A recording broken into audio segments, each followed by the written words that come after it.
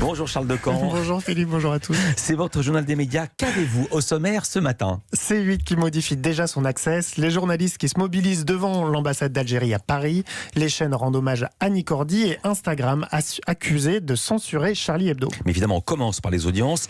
Qu'est-ce que les Français ont regardé ce week-end, d'abord samedi, à la télévision? Ils ont regardé en majorité M6. C'est rare que la chaîne s'impose en prime, plus encore le samedi. Mais elle a pu compter sur le match de la Ligue des Nations France-Suède, suivi par 5 millions de téléspectateurs, soit 23,8% du public. C'est tellement attendu, vous avez réussi à ne même pas dire que c'était du football. Ah oui. C'est le foot qui a gagné. Le foot gagne toujours. C'est ça la règle. Alors face à cette concurrence inhabituelle, toutes les chaînes ont souffert. Ouais. France 3 a pris la deuxième place avec le téléfilm inédit Amour à mort, suivi par 3,6 millions de curieux et 16,8% du public. Ça reste un bon score, mais c'est moins puissant que la chaîne dans cette case ces dernières semaines.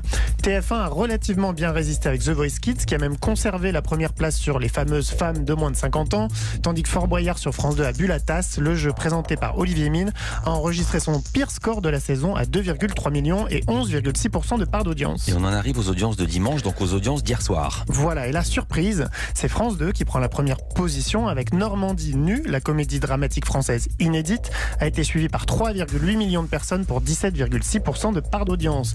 TF1 est donc deuxième grâce au film américain Rampage, hors de contrôle, lui aussi inédit. Selon Médiamétrie, ils étaient 3,5 millions de téléspectateurs, soit 16,5% du public.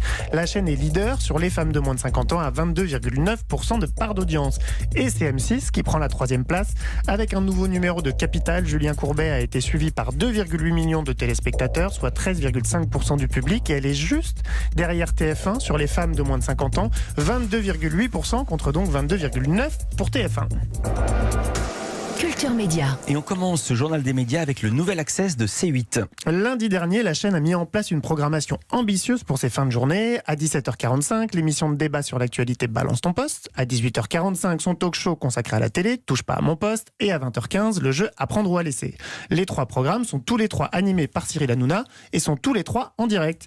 Mais dès ce week-end, la chaîne a décidé de modifier sa programmation. Elle va intervertir Touche pas à mon poste et Apprendre ou à laisser. Le jeu sera désormais diffusé à 18h30 et le talk show prendra la suite de 19h40 à 21h15 environ. Alors pourquoi changer et pourquoi changer si rapidement? Alors officiellement, ça va peut-être vous faire sourire Philippe, c'est pour des raisons d'hygiène. Sur Twitter, Cyril Hanouna a assuré que c'était impossible de nettoyer en 7 minutes, soit le temps d'une coupure pub, le plateau qui sert à la fois à Balance ton poste et à Touche pas à mon poste. En réalité, difficile de ne pas voir dans ce changement de programmation une réaction rapide aux audiences décevantes que le trio d'émissions réalise depuis sa mise à l'antenne. Ça marche pas? Ça marche pas des masses. De lundi à jeudi, Touche pas à mon poste, qui est découpé en deux parties. Il va y avoir pas mal de chiffres, Philippe, alors accrochez-vous. Touche pas à mon poste, donc qui est découpé en deux parties. C'était 500 000 téléspectateurs sur la première, 700 000 sur la deuxième à peu près, pour 3,4% de part d'audience. Si on compare à l'année dernière, le grand retour de l'émission, qui à l'époque était diffusé de 19h45 à 21h15, il y avait 1 million quasiment de téléspectateurs sur la première partie et 1,3 million sur la deuxième. La part d'audience, elle s'élevait à 4,7% sur la première partie et 5,6 sur la deuxième. Donc là, c'était presque le double l'année dernière, avec les horaires qui vont adopter cette année. Absolument. Ceci expliquerait peut-être cela. Voilà, parce que cette année, donc c'est Apprendre ou à laisser qui avait la case que va récupérer Touche pas à mon poste ce soir. Et donc Apprendre ou à laisser la semaine dernière, c'était 450 000 téléspectateurs et 750 000 pour la deuxième partie, soit 2% et 3,2% de part d'audience. Il est urgent que ça remonte. Voilà, la télévision, c'est aussi de l'horlogerie, c'est très important la programmation. On recevra d'ailleurs demain un nouveau chroniqueur de Balance ton poste, l'ancien communicant de François Hollande et ancien candidat à la mairie de Paris, Gaspard Ganzer. Tout à fait autre chose, il y a quelques minutes a débuté un rassemblement de journalistes devant l'ambassade d'Algérie à Paris. Bernard de la Villardière, Anne-Claire Coudray, Guy Lagache, Harry Roselmack, ils sont tous attendus ce matin pour soutenir le journaliste algérien Khaled Drareni. Son procès en appel se tiendra demain et plusieurs mobilisations ont été organisées ces derniers jours à Tunis, à Washington et donc à Paris ce matin pour défendre la liberté de la presse. Alors qui est Khaled Drareni? C'est le correspondant de TV5 Monde en Algérie. Il a couvert pendant plusieurs mois les manifestations du Irak, ce mouvement populaire de contestation du pouvoir algérien. En mars, il a été arrêté alors qu'il faisait son travail en pleine manifestation et il a été accusé d'incitation à attroupement non armé et d'atteinte à l'unité nationale. Khaled Drareni a été condamné en août à 3 ans de prison ferme et c'est son procès en appel qui se tiendra demain. Bernard de la Villardière nous explique pourquoi il a tenu à participer à ce rassemblement ce matin. C'est important que je sois là avec mes confrères, et notamment pour exprimer notre solidarité au-delà de Khaled Drareni pour tous les confrères indépendants qui travaillent toujours en Algérie sous la menace d'une arrestation, parce que soit ils ont tenu des propos qui ont des plus en haut lieu, ou bien parce qu'ils travaillent pour un média indépendant, ou encore parce qu'ils n'ont pas obtenu l'accréditation officielle qui n'est délivrée, il faut bien le dire, qu'au compte-gouttes, ce qui est une manière pour le pouvoir de faire pression sur les journalistes et de rendre leur travail plus difficile, voire plus périlleux. Je rappelle qu'au-delà de Khaled Drareni, il y a aussi plusieurs journalistes algériens qui sont actuellement détenus en Algérie. Cette mobilisation pour défendre la liberté de la presse intervient une semaine après le coup de colère d'Emmanuel Macron contre le journaliste Georges Malbruno. On en avait parlé. De nombreux journalistes avaient crié alors à l'atteinte à la liberté de la presse.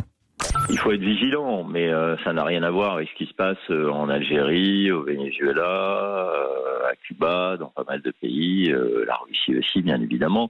Mais là, il faut toujours être très vigilant quand il s'agit de liberté d'expression et de liberté de la presse. Et c'est pour ça que Reporters sans frontières s'occupe aussi de la situation en France et des menaces. Notamment, il faut rappeler que nous sommes dans un pays où il y a plusieurs journalistes qui sont sous protection policière. Moi-même, je l'ai été pendant 6 mois à une époque, en raison des menaces islamistes. La télévision rend hommage, on change de sujet, à Annie Cordy. Hello, Dolly. Oui, c'est moi, Dolly. Je reviens à la maison et c'est si bon. On l'a appris vendredi soir, la chanteuse et comédienne belge nous a quittés à l'âge de 92 ans. Adorée du grand public, elle avait enregistré 700 chansons et tourné dans plusieurs dizaines de films. Pour lui rendre hommage, plusieurs chaînes ont décidé de bousculer leur programmation, à commencer dès hier par France 2. Dans Les Enfants de la télé, Laurent Ruquier a proposé aux téléspectateurs de revoir ou de découvrir, pour certains, des moments marquants de la carrière d'Annie Cordy. Ce soir, dès 19h, C'est à vous sur France 5 s'intéressera également à l'œuvre de la chanteuse et actrice. Sur France 2, ensuite, après les 2 épisodes de La Garçonne, place vers 22h50 au téléfilm Illettré, tourné en 2018 et dans lequel Annie Cordy incarnait une grand-mère attachante. Il s'agit de son dernier rôle. Jeudi, France 3 déprogramme toute sa soirée pour la consacrer à Annie Cordy. À 21h05, le film de Jean-Paul Rouve, Les Souvenirs, sorti en 2015, dans lequel la comédienne avait ému le public. Le film sera suivi d'un documentaire inédit baptisé Annie Cordy, une vie d'artiste.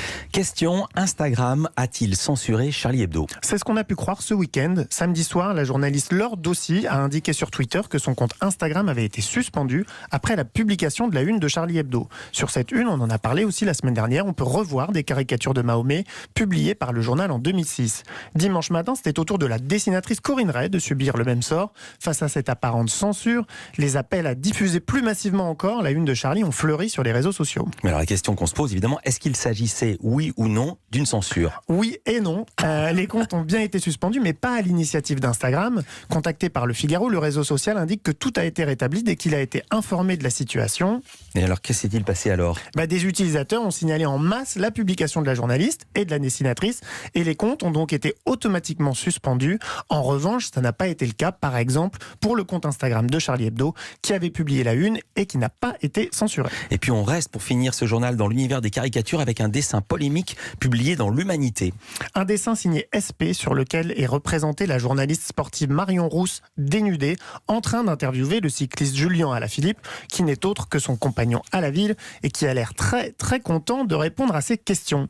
La consultante a rapidement fait part de sa déception sur Twitter. Je cite: désabusé, l'humanité porte de plus en plus mal son nom. Il faut n'avoir aucun respect des femmes, de la femme, pour rabaisser à ce niveau 6 ans de consulting sportif à la télévision. De nombreux confrères lui ont emboîté le pas et le journal n'a pas tardé à réagir. Toujours sur Twitter, l'Humanité a présenté ses excuses à Marion Rousse. Je cite: nous partageons totalement l'indignation devant ce dessin. Nous l'avons rapidement dépublié. Il est contraire aux valeurs de l'Humanité qui promeut la dignité des êtres humains et le combat féministe. Nous prions Marion Rousse de nous excuser de ce manque de vigilance. Fin de citation. Merci beaucoup Charles Decamp. On vous retrouve demain pour un nouveau journal des médias. À demain.